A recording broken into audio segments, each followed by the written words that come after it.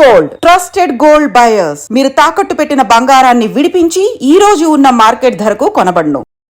Prism pub దగ్గర ఈ ప్రభాకర్ అనే వ్యక్తి ఎప్పుడైతే గన్తోని కాల్చిండో గజ దొంగ అని తెలిసిన తర్వాత అసలు రోజుకో ట్విస్ట్ కావచ్చు, రోజుకో ఇన్ఫర్మేషన్ బయటికి వస్తూ ఉంది. ఎందుకంటే సార్ లిస్ట్ చాలా అంటే చాలా పెద్దగా ఉన్నది. ఈయన మీద స్కెచ్ పెట్టి అంత ఇదిగా పట్టుకుంది ఎందుకు అని అంటే, ఎందుకంటే ఇతను చేసినవి మామూలుగా లేవన్నట్టు. ఆయన జల్సాలు కావచ్చు, లేకపోతే ఆయన దొంగతనాల స్టైల్ కావచ్చు, అసలు మామూలుగా లేదు. దానికి సంబంధించి ఇంకొంత ఇన్ఫర్మేషన్ కూడా వచ్చింది. సో అదే అనమాట. సరిపోదా శనివారం సినిమా గుర్తుందా? మీకు గుర్తుందా? అందులో కథానాయకుడు నాని కేవలం శనివారం మాత్రమే తన కోపాన్ని బయటకి ప్రదర్శిస్తూ ఉంటాడు, ఫైటింగ్లు చేస్తాడు. అట్లనే హైదరాబాద్ గచ్చిబౌలిలోని ప్రిజం పబ్ వద్ద కాల్పులు జరిపి పోలీసులకు చిక్కిన ఘరానా దొంగ బత్తుల ప్రభాకర్ది కూడా దాదాపు ఇదే పద్ధతి. సో ఒక సినిమాని తలపించేలా ఈయన స్టోరీ కనిపిస్తున్నది అనేది ఈ సారాంశం అన్నమాట. కళాశాలలు, విద్యా సంస్థలే లక్ష్యంగా దొంగతనాలు చేసే ప్రభాకర్ గురువారం అన్నట్టు వారంలో గురువారం రోజున మాత్రమే తన కళను ప్రదర్శిస్తూ ఉంటాడు. అంటే సోమ, మంగళ, బుధ పూర్తిగా స్కెచ్ చేస్తాడు ఎక్కడెక్కడ ఏడ దొంగతనాలు చేయనని. గురువారం బాగా కలిసి వచ్చింది అనుకుంటా, సెంటిమెంట్ కూడా అనుకుంటా నాకు తెలిసి. గురువారం రోజే దాన్ని ఇంప్లిమెంట్ చేస్తాడట. మళ్ళీ ఏంది, ఈయన టార్గెట్ కేవలం విద్యా సంస్థలు ఉంటాయి, కళాశాలలు ఉంటాయి. అంటే మంచిగా డబ్బులు గట్టిగా ఉన్న చోటనే సార్ స్కెచ్ ఉంటుంది, ఇంప్లిమెంట్ చేస్తూ ఉంటాడు అన్నట్టు.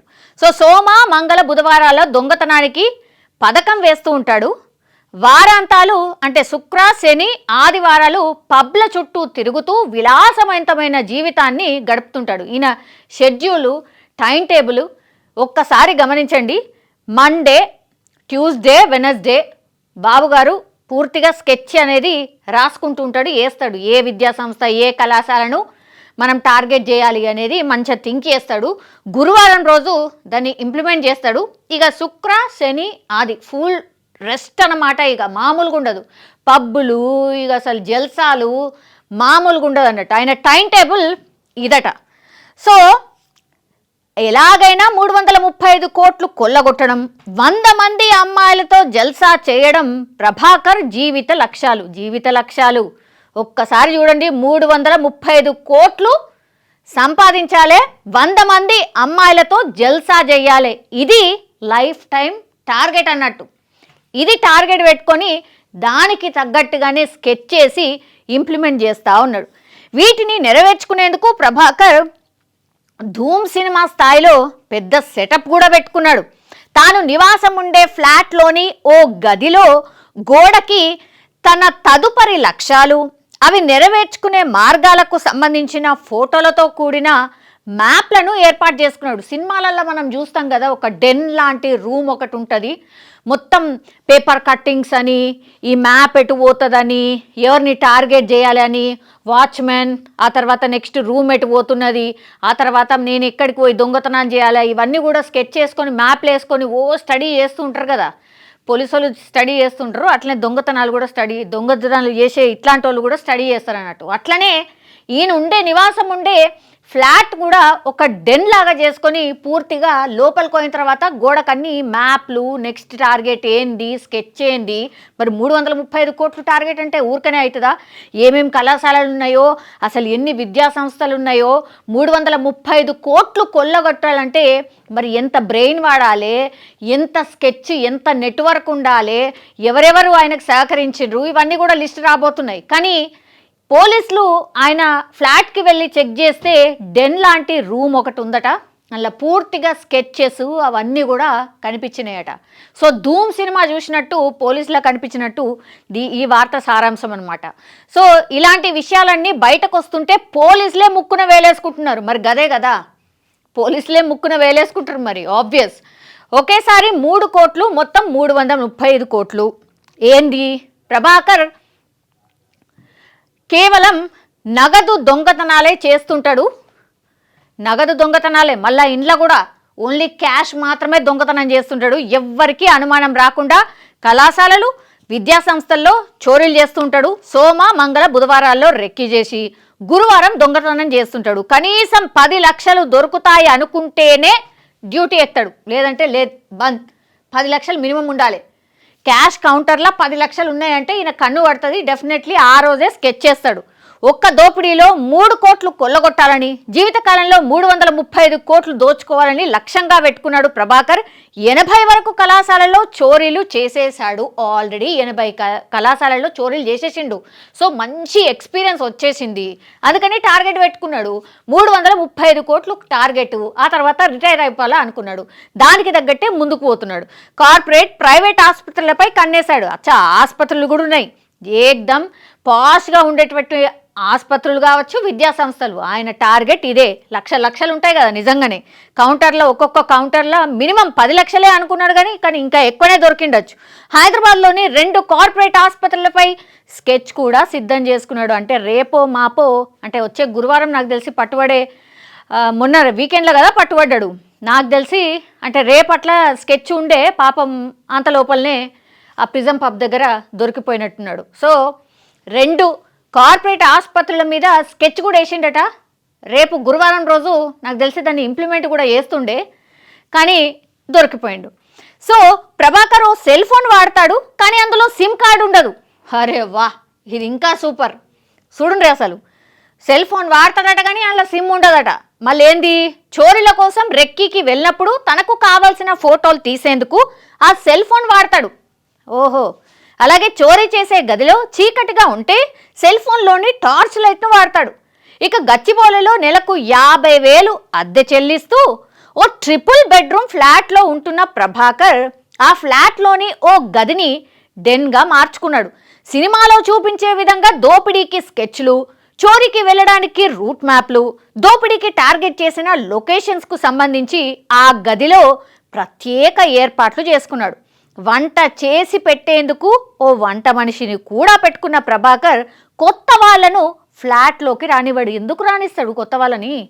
ఫ్లాట్లోకి రాణిస్తాడా? గింత డెన్ ఏర్పాటు చేసుకొని గింత స్కెచ్ నడుస్తూ ఉంటే ఎందుకు రాణిస్తాడు కొత్త వాళ్ళని? ఎట్లా నమ్ముతాడు? వంట మనిషి తప్పదు, ఆమె మంచిగా వండి పెడుతూ ఉంటే తింటాడు. సారు మొత్తం అంతా స్కెచ్లు వేసుకుంటాడు, దాన్ని ఇంప్లిమెంట్ చేస్తాడు. 50,000 కిరాయితోని గచ్చిబౌలి లాంటి ప్రాంతాల్లో 3 బెడ్రూమ్ ఫ్లాట్లో ఉంటున్నాడంటే మీరు ఇమాజిన్ చేసుకోండి. మరి క్యాష్ కౌంటర్లో 10 లక్షలు ఉంటే కానీ సార్ దొంగతనానికి ఓడాయే, మరి ఇంకేముంటుంది? గజ దొంగ కాకపోతే ఇంకేంది? ఆయన టార్గెట్లు కూడా చూసారు కదా, 335 కోట్లట. ఇంత పెద్ద మొత్తంలో టార్గెట్ పెట్టుకున్నాడు. మరి దానికి తగ్గట్టు స్కెచ్లు ఉండాలి, ఇవన్నీ ఉండాలి కదా.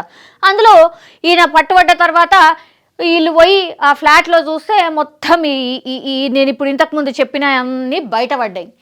సో ఊళ్ళో తనకు చేపలు, రొయ్యల చెరువుల వ్యాపారాలు ఉన్నాయని చెప్పుకునే ప్రభాకర్ ఖరీదైన బ్రాండెడ్ దుస్తులు వేసుకొని తిరుగుతూ 40,000 విలువైన మద్యం తాగుతూ, ఇక తెలుసు కదా, ఇక యాటిట్యూడ్, లేదంటే అసలు నాకేం తక్కువ, నేను పైసా మనిషిని అన్న టైప్లో పూర్తిగా అదంతా చూపెడుతుండనట. స్నేహితుడి పేరిట కొనుగోలు చేసిన స్కోడా కారులో తిరిగేవాడు. డబ్బు అవసరమైన ఆన్లైన్ లావాదేవీలు చేయాలన్నా పబ్బుల్లో పరిచయమైన స్నేహితుల బ్యాంక్ ఖాతాలు వాడేవాడు.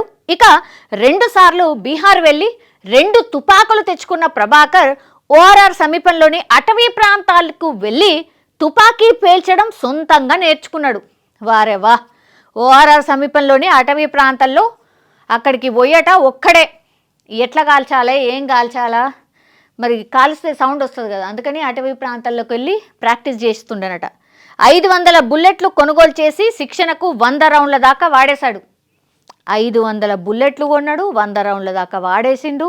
9వ తరగతి వరకే చదివిన ప్రభాకర్ తెలివికి ఆశ్చర్యపోతున్న పోలీసులు అతన్ని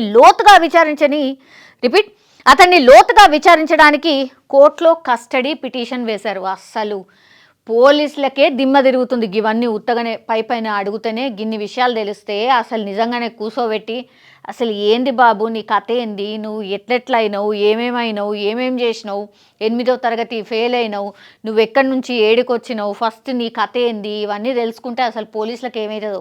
నిజంగానే ఇట్లాంటి స్టోరీలు బయటకు వస్తాయి కాబట్టి ఈ సినిమాలలో కూడా ఇట్లాంటి వాళ్ళ బేస్ చేసుకొని ఇట్లా ఒక్కొక్క వార్తని చూసుకొని దానికి తగ్గట్టే నాకు తెలిసి ఈ ఓటీటీలలో కావచ్చు, సినిమాలలో కావచ్చు, ఇవన్నీ పెడుతున్నట్టు అనిపిస్తుంది. ఇట్లాంటి వాళ్ళు ఉన్న తర్వాత ఇక ఏం చెప్తారు?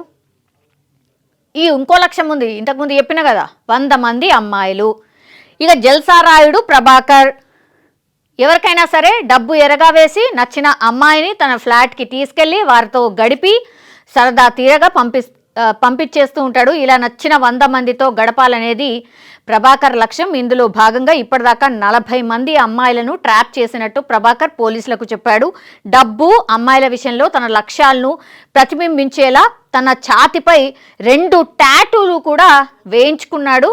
ఏపీకి చెందిన ఓ అమ్మాయి వారానికోసారి ప్రభాకర్ ఫ్లాట్కి వచ్చి వెళ్ళేదని, ప్రతిసారి 30,000 చొప్పున తీసుకెళ్లేదని పోలీసులు గుర్తించారు. వీడి వేషాలు కావచ్చు, అసలు ఏంది ఇది?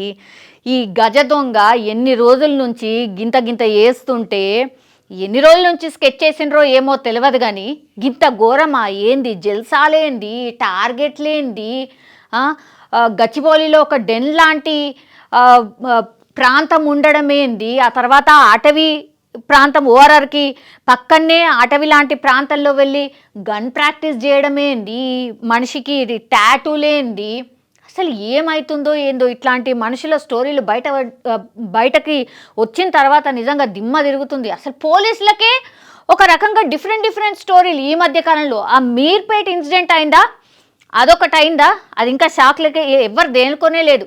గురుమూర్తికి సంబంధించింది భార్యను ముక్కలు నరికిన కేసు, అదైతే ఇంకా కూడా అసలు లైఫ్ టైంలోనే పోలీసులకు గుర్తుండిపోయే కేసా. ఇక ఇదొకటి పోలీసులకే షాకింగ్ వార్తల్లాగా ఉంటున్నాయి. ఒక్కొక్క స్టోరీ, ఒక్కొక్క క్రైమ్ రికార్డు వింటుంటే అసలు ఏం చెప్పాలి, ఎటు పోతున్నాం, ఏమవుతుంది? నిజంగానే మనుషులు ఎంత దారుణంగా తయారైనరు. లక్షలేంది, 335 కోట్లేంది, ఏం చెట్లకు కాస్తున్నాయా పైసలు, ఏందది? పాపం కష్టార్జితంగా ఎవరైనా సరే కష్టం లేందే దాచుకుంటారా డబ్బులు? గింత దొంగతనాలు, గింత లూటీలు ఏంది నాకు అర్థం కదా. అంటే ప్రాణాలకు కూడా ఏమాత్రం అటు ఇటు వచ్చినా వాళ్ళని చంపేయాలా, పారిపోవాలా, గిదే టార్గెట్గా ఈ గన్లు కూడా తీసుకొని తిరుగుతున్నారంటే ఇక ఏం చెప్పాలి. ఈ ప్రభాకర్ అయితే రోజుకో చిట్టా బయటకు వస్తుంది, ఎపిసోడ్ల కింద బయటకు వస్తుంది అనుకుంటా నాకు తెలిసి అయితే. ఎందుకంటే ఒక్కొక్కటి పోలీసులే పరేషాన్ అవుతున్నారు. ఇంకెన్ని వార్తలు వస్తాయో, ఇంకెన్ని ఎపిసోడ్లు వస్తాయో ప్రభాకర్ది చూడాలి.